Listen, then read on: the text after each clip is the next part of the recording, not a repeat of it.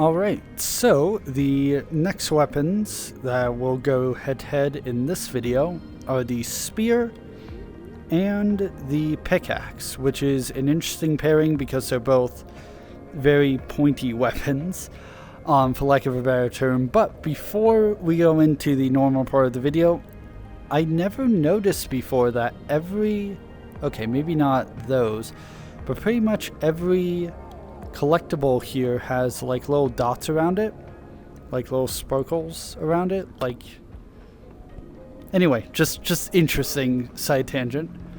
So yes, the spear, I would say in this game definitely hold it one-handed. I always say that, but I would also say to hold it as far up as possible. That way, if your attack gets deflected, you can very easily torque it back into correct alignment, versus if, you know, you're back here and it deflects. I'm trying to get it to actually deflect. There we go.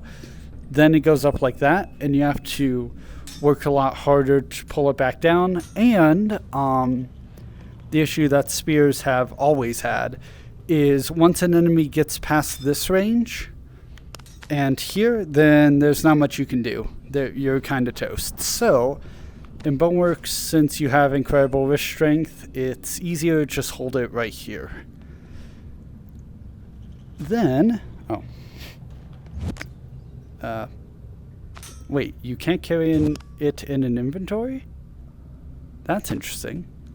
So that's a downside, but also, going up against it, of course, the pickaxe. So, pickaxe, you find this in streets. You go up the little parkour area. It's in the Boneworks box on top of that building. This one is interesting because it's very easy to pokey, you know, pretty easy to use weapon, but it does have this awkward 90-degree angle thing. So unlike the spear, where you just move forward with your arm and your hand, with the pickaxe, you can't really, I mean, I guess you could fight like this, like that, but it's obviously easier to build up a tiny bit of momentum and use that 90-degree angle to its fullest and attack like that versus attacking like that. So it'll be interesting to see which does better, in my opinion at least. Yeah, on one hand, LOL, this weapon actually is very good one-handed, versus the spear is alright one-handed, I would say. So let's see how pickaxe, my spear got in the way. That was a very inefficient kill. Okay, that's kind of nice. Because this is a bit higher, it's easier to get headshots. And those seem to be one-hit kill headshots with the pickaxe, so that's interesting.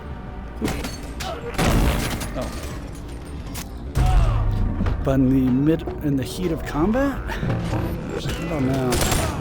I think that was just friendly fire. And then you can obviously do that to take out the wannabe Combine soldiers. Ooh, it might actually be good because of its reach against crablets. Oh my goodness. Yeah, it's not the most effective weapon, and definitely not the easiest to just very quickly turn around if you do miss. But pretty decent, honestly. I wondered, can it block? It can. So, because I just did the shield video, shield and baby sword video. Oh my goodness. Yeah, not an ideal weapon for sure, but with the shield video where I showed that you can block those blue orbs with the shield if you hold it out in front of you. So you can actually block those with the pickaxe. That is interesting. Not have guessed that, honestly. So that's a point in its favor. Now let's swap over to the spear that I've been awkwardly holding in my left hand this whole time. So again, I'm pretty sure the best way to use this is to choke up on it like this. Oh, you can slash with this. That's interesting. Or at least it seemed like it. That was not very elegant right there, but it worked. Okay, that seemed like a 2-hit kill on Crablet. Under ideal conditions, obviously. Poke. Okay, not bad. I'm basically using it like a knife, though, at this point. Yeah, not amazing. Alright, let's see how it would work as an actual spear. And yeah, you can find this. Oh, maybe you could block these. Aha! That's interesting. So obviously you can do that with any weapon of this size, as long as you hit the blue orby things and make them explode early. So that's interesting. So if you attack too many times, it will actually force your hand up into the ideal position anyway. That's interesting. What? Oh, and a miss. Oh, that's such a shame. That's what I was talking about earlier, where with the spear, if you hold it at the back, if you get deflected, you're pretty much done for, whereas if it's deflected up here, you can angle your hand back down much more quickly and effectively. And also the thing about where if an enemy gets past here, and they're here, there's really nothing you can do. Yep, just showed that off very elegantly, or inelegantly, depending on your point of view. So let's try it again though, because maybe there is usefulness in this. Oh, okay. I don't have that much range though. I can't just spear for like 3 meters or far more to get that guy. Oh. It's so hard to hit with this compared to other weapons. Now obviously, yes, you can train to be far better with the spear, but part of the point of this series, kind of, is to explore which weapons require the least amount of effort, because I feel it's better to put more effort into better weapons to use them better, opposed to just trying to make some that are okay workable with training, that is. Even though poking those blue things is actually really effective. So it's something. Okay, so a jump lunge seems to be maybe better because you have like momentum. Well, that was a miss though, but that way you have momentum carrying the spear tip forward and not just your precision angling. Also, I'm pretty sure if you try and spear with one hand, that will be worse. Because one thing about using 2 hands is that it does increase your ability to hit something, which is good. Oh, unless that happens and you're done for. Oh, unless there's friendly fire, in which case you continue. But yeah, and there's no way that this is a good thrown weapon. There's no way. But pokey poke, good against those guys, honestly. Yeah, pretty consistently good against those guys. It's interesting. Just like in real life, it's a weapon where if you can retreat and advance, it's a lot more useful as a weapon, opposed to like an actual sword or something. Yeah, you could probably deflect these with a baseball bat too, come to think of it. The blue things, I mean. But yeah, when you're in those close combat situations, then the spear really loses its ability to do much of anything compared to other weapons. See,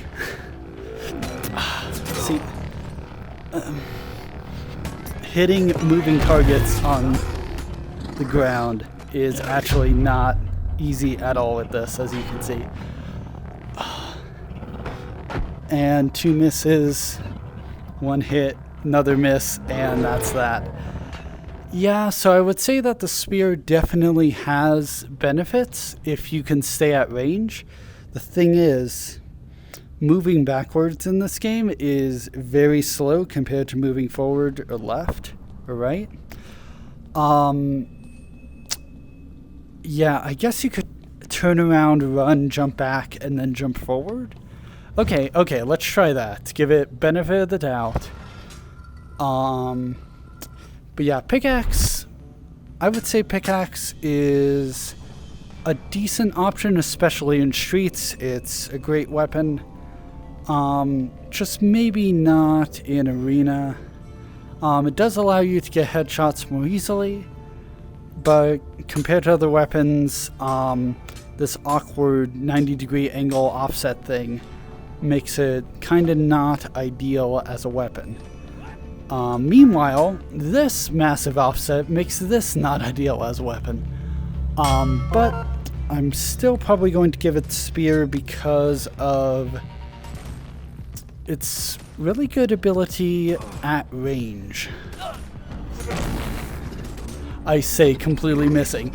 What I meant was deflecting like these blue things. Oh, well that still hit me because it was too close, but stab. Nope. Okay, you know what? Maybe I will give it to Pickaxe because at least Pickaxe didn't. At least you can use Pickaxe a bit more effectively in close quarters. Anyway, again, giving Spear benefit of the doubt by trying to jump back and then spin around to get the extra range. I don't know. Oh wow, your hand really does slide up and down very easily. That's not good. That's not good for really any weapon, I would say, in this game. You really want your hands to stay put. Okay, those are just my controllers disconnecting. Oh my goodness. I didn't hit the bell. I was sure I hit the bell. Oh well. Oh. See? You can stop those very effectively. And that shows I can aim with this at least a little bit. But also when you make these dedicated thrusts, it means that you can't really change that attack midway. And yeah, if you're too close, you can't do anything about it. So you run away, then you jump forward. Okay. Yeah, jumping at the last second seems like a good idea. The issue actually now is that my hand is sliding up too far. And now I can't really take advantage of the spear range anymore because... now it's showing that hand moving. It's always second hand? No. That's very odd. Anyway, Spear is not that great, to be honest. Now you could say, okay, what about a phalanx kind of formation thing? That'd be good against like horses and like armies, but against sporadic zombies and things, I would say less so. And since the ideal combination, in my opinion, aside from yellow gun, of course, or blue gun, is shield and katana. Yeah, you're kind of just doing the same thing but swapping katana out for a less effective weapon. Range is nice, but when enemies can easily flank you, less so, less useful. I am going to give this one to the pickaxe for being okay as a weapon, honestly. So there you go.